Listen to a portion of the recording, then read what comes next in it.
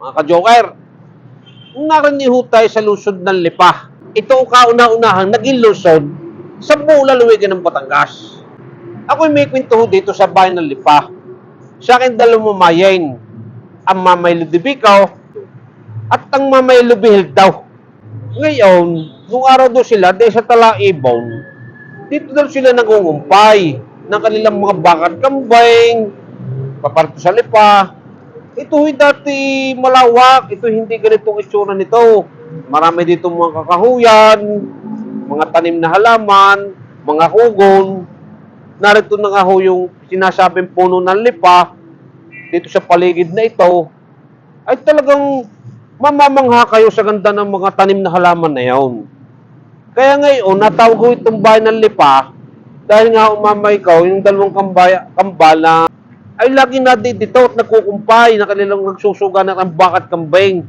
Ngayon, sa pagsusugat ng bakat kambing, ay meron silang minahayaber na isang dahon na galing sa puno na tinatawag ngayon ay dahon ng Lipa. Ay bakit gito? Nung napasahit sa kanilang balat, ay pag-uwi sa bahay, ay nagkagkagana, nagkagkagana. Nagkagkagan at ang mga pantal-pantal ay gano'n ng pisong sinauna. Yung pisong sinamersal. Eh ngayon, tinanong doon sa aking nanayin, sa Nanay Kilupya. Itinanong sa Nanay Kilupya. Ang sabi na Nanay Kilupya, nakaw, ay ang inyong nahayaber at ang inyong nayapaw na ya at napakaskisa yung palat, ay ang daw ng Lipa. Yung palo'y napakatinaw. Siguro ho, kaya yun ay natawag na itong bayan ng Lipa, gawa ho ng punong yawn.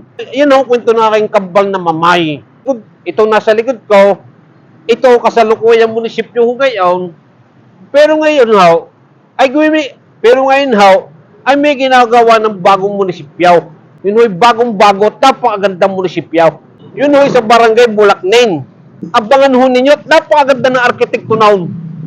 Mamamangha kayo sa ganda ng munisipyo niyaw. Yung mga taga rin sa Lipa City, baka ho na may nakakaalam sa inyo ng puno ng lipang yawn na dati nga yung nakatanim din at baka nailipat po yung mga puno at mga pinhe, ay ituro nyo sa akin at talagang napakagandang gamot sa katinalaugan ho yun. Yun ay parang talagang tagtag ho yung katinalaugan nyo.